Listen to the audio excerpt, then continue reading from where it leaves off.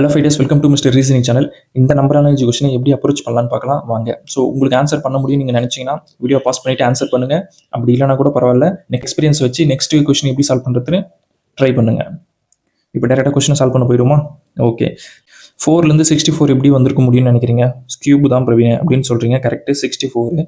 அப்போ 5 ஸ்கியூப் பண்ணிங்கன்னா உங்களுக்கு என்ன வரணும்? 125 வரணும். ஸோ 125 ஆப்ஷனில் இருக்கான்னு பாருங்கள். ஆப்ஷனில் இல்லை.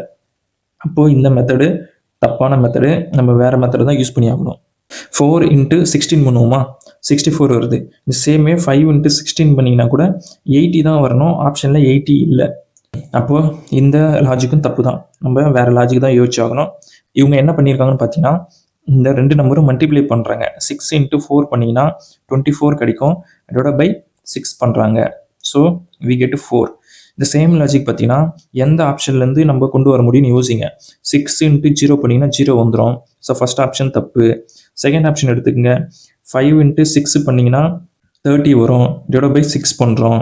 ஸோ நம்மளுக்கு 5 கிடைக்குது. 5 கொஷனில் இருக்குது. So option 2 is the right answer. உங்களுக்கு புரிஞ்சிருக்குன்னு நினைக்கிறேன்.